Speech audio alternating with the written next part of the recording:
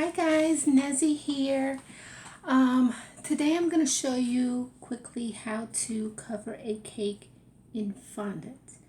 Now I don't have an actual cake with me, but I'm going to be using a cake dummy to show you it serves the same purpose. Okay. There's a few things you need to know about fondant. There's different brands out there, and each brand texture is a little bit different. Okay, so work with one that works well for you. I prefer satin ice, but that's my preference. That doesn't necessarily mean it has to be your preference. But the reason why I like satin ice is for a few reasons. One, it works in very high humid climates. Florida being very humid, we need a fondant that works well here. And this is my go-to. Some people say, well, why don't you just make your own fondant? I can. I have. The problem with that, again, because we are a high humid place, that our climate, sometimes it comes out good some days and some days it doesn't. I've tried different ways. I've done the marshmallow fondant as well, although it tastes great, yummy, but the fondant for me, again, does not always come out the same every single time. And also, that's the other thing. I'm pressed for time. I do a lot of cake orders, but I also have another job. So I don't have a lot of time to just be making every single little thing. And I found satin ice to work wonderful for me. So that's what I do. The other reason why I like satin ice is because it is vegan, it's gluten-free, it's dairy-free, it's nut-free, it's trans fat-free, and kosher. So it really works for a lot of diet supplements that people have, dietary needs that people have. So I like to use the satin ice. It's smooth, it works really well. I love the texture, I love the consistency of it. It's nailed on each time. It just doesn't fail for me each time. It doesn't matter what color I'm working with, they all work the same exact way. So to me, it's just easier to work with satin ice. I've tried others. Some are too dry, some are too soft. I need it to perform the way I need it to perform, and satin ice is my go-to. So just so you know, that's my go-to. The vibrant colors as well. Let me show you real quickly. This is the blue. Sorry, I have problems with my hands. This is the blue, and I want you to see how nice, rich of a color that is. Okay. Now, let's say you don't need exactly this color blue. You want a lighter blue. All you have to do is take a little bit of, take some white fondant or ivory, depending on what shade you're looking for, and take a little bit of the colored fondant and mix them, and you can get the color you need. So like, for example, I made a light blue right here using this exact blue. I added white and I made it a sky blue. So you can lighten it up, and a little goes a long way. So I'm going to show you how I am going to cover this cake with this blue fondant. All right, give me 1 second. All right. I'm going to stand up because it's easier for me. Now what you need to do is, when you take out your fondant, you have to work a little quickly with fondant. And the reason why you have to work quickly is because it's going to start drying out on you. The colder your room is, the more it's going to dry out. Also, if you have a fan blowing, a ceiling fan, you may want to turn it off. Okay? Because that ceiling fan is going to dry out your fondant even more faster. And you always want to seal up your fondant bag, okay? So now when it comes out and it has all these wrinkles and stretches, and if you look at it, it kind of like breaks apart real easily. And that's because it's had time to sit there. So you have to knead it. Okay, so we're going to knead this nice blue. I love this vibrant blue. It's electric. All right, so we're going to knead it, and it doesn't take long. And what I do is I knead from one end to the center, one end to the center, and I go all the way around until I knead it completely. Now, if you're working with a bigger batch, knead a little bit, a smaller piece, knead it, another smaller piece, and then you can combine them all and knead one more time completely. Okay, so that's pretty much it. I got it. Now, a little bit of cornstarch on my counter just so that it doesn't stick. This is just a sock filled with some cornstarch. Now, I'm going to start rolling from center out. Now, if I have a round cake, I'm going to roll it in a circular motion. Circle all the way around. Okay? Lift. If you're covering a square cake, you want to roll it out in a square shape. As square as possible. It's not going to be a perfect circle. It's not going to be a perfect square. All you want is it to go around. Oops. Got a little bit of my light blue. That must have came out when I opened it. Okay. So again, this is not a perfectly round circle, but you get my drift. Now I roll out mine a little thin. Okay? I'm going to show you, and I'm sorry if I'm covering the camera.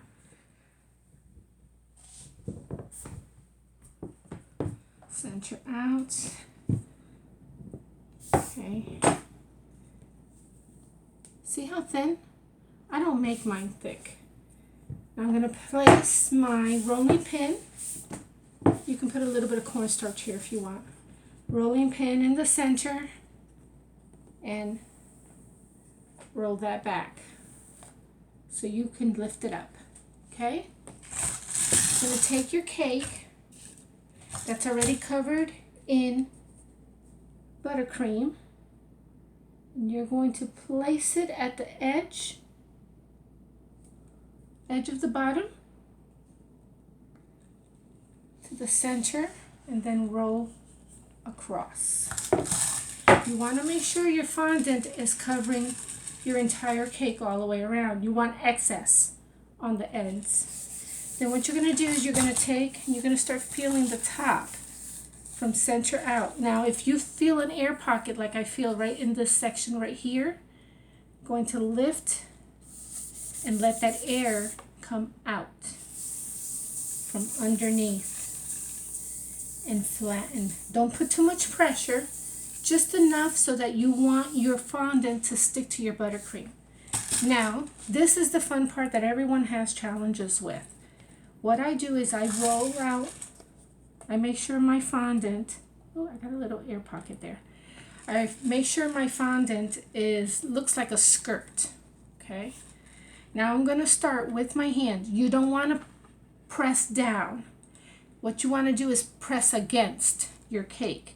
So you're going to hold the end, press against the cake, okay? All the way down, like patting it down. Patting it down. Again, you're going to stretch a little bit. And I like to go inward towards this side because your fondant stretches. Okay? See how I'm just taking my hand and pushing it against the cake. It's like a patting motion, like you're almost burping it, basically. I'm trying to find words that you can relate to. Like burping a baby, but very lightly. Okay? again, let me go back a little bit. Here we go. Now you can see me better. You see how I like to go more towards the side that I'm already covering, instead of, some people like to do it where they're pushing it towards the other way. I do it this way, going inward. So if I already have this side stuck against my cake, I want to push this a little bit more this way, because it stretches. So I don't want it to stretch too much that way, and then I'm going to have a big section right here. Okay. Again.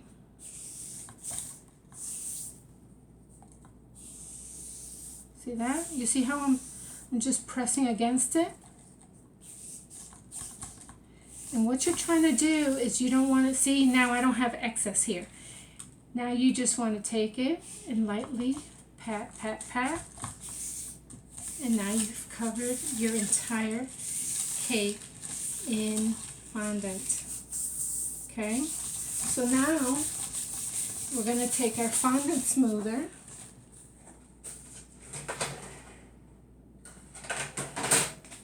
Okay? If your fondant smoother, sorry, let me get this out of my way. Dry my hand over there.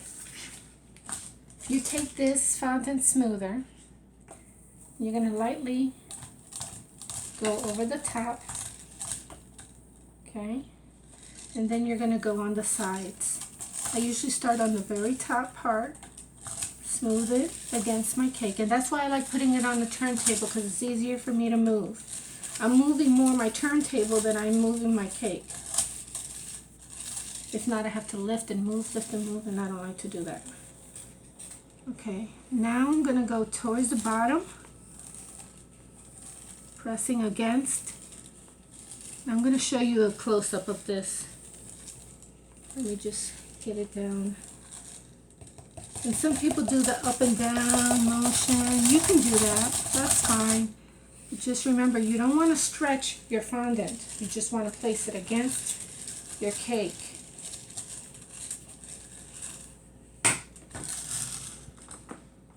I don't know if you can see that. See how I have an indentation? That's where I've pressed against. Okay.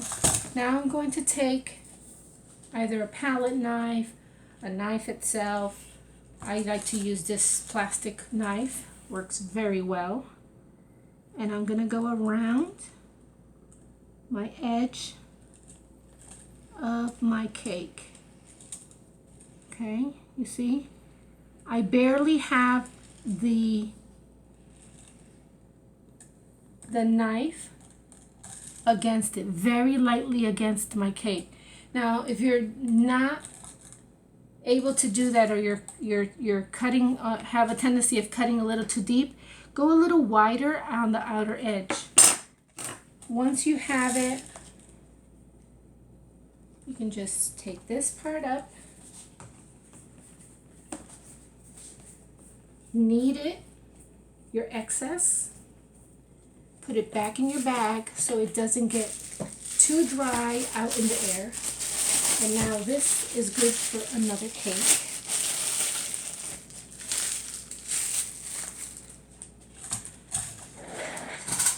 I want to show you. I can lift this because it's a dummy, but I want you to see I have very little excess cake there. Okay, now I can take my smoother and go around. Now if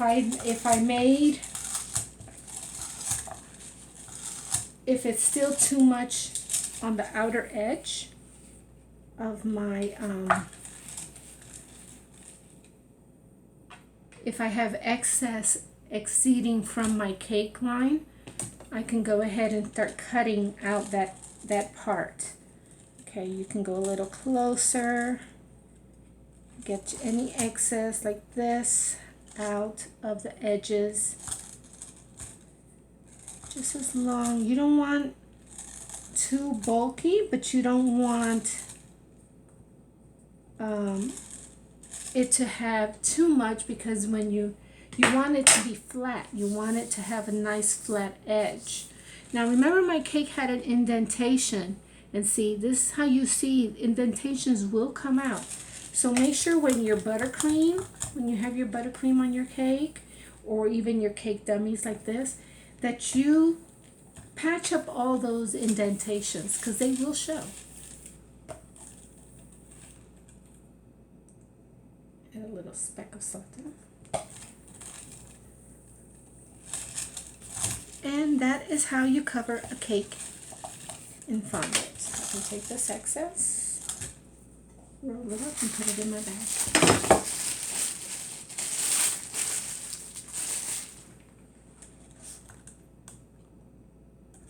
Let me see if I can. I want you to see how flat against the edge. Now I do have some edges there that I can roll. Of course, this is a dummy cake. I can hold it like this. You can't do that with a real cake. But I just want you to see that how close I got to the edge. It's a very flat edge. Okay? That's what you're looking for. You don't want it to stick out too much. You don't want to be too indented in. You can always take your palette knife and go a little more on an angle like this and cut this way. But be very careful with this, because you will cut excess or get too close and you'll end up exposing your cake on the bottom. But if you have a border that's going to go there, it's going to cover it up. You can always cover up those imperfections. But that is basically how you cover a cake in fondant. I hope that was helpful. Let me know if you have any questions about it. Now this is ready to go and ready to decorate, and it's perfectly covered. No wrinkles, no nothing. And where you're going to get those creases and wrinkles and stuff like that is because the way you're stretching your fondant, and also not only stretching it, but you're also over pleating. You don't want to get it over pleated. That's why I push towards the side that I am sticking, because when it stretches inward. So if this side is already stuck to my icing and I push my fondant this way, I'm adding more volume here. I want more volume to go this way so that it goes more flat. So I hope that makes sense. But that's my trick. That's how I do it. No one's taught me that. I had to figure that out on my own, because a lot of the videos don't explain that. They're always saying, oh, you know, press it this way, Trust me, don't push down, because when you do that, you're going to tear. You're going to tear your fondant, because your fondant can only stretch so much. But it is flexible enough that you will be able to get it to stick to your cake. So I hope that was helpful. Practice. Trust me. The first few times I've done fondant, oh my God, it was horrible. But I've mastered it now. I have a little indentation there that I can rub it and fix. See that? See, I fixed it. So practice, practice, practice. Trust me, this will not come overnight. Practice. Get some cake dummies. You can reuse the same cake dummy over and over and over again. Just peel this off and do it again. Practice. Trust me, you will get it. But the trick is chilled cake. Your buttercream should be stiff. Should be stiff, hard, not too soft. If you need to, put it in the refrigerator. You can even put it in the refrigerator and the next day do the do the fondant. That's perfectly fine. I've done that. Actually, that's the recommended. So you're going to ice your cake, do all the icing work, put it in the refrigerator. The next day, you're going to take your cake out and you're going to do your fondant. If you don't have the time, sometimes it happens, what you do is you take your buttercreamed cake, put it in the freezer 5-10 minutes, no more than that. And then you can take it out, then do the fondant. Just make sure that your buttercream, when you touch it, your buttercream is stiff. You just want it nice and hard. You don't want your cake frozen. You just want it nice and hard so that when you put your fondant on there, that weight does not pull down and mess up your fondant work. Okay? All right, I hope that was helpful. Talk to you later. Bye.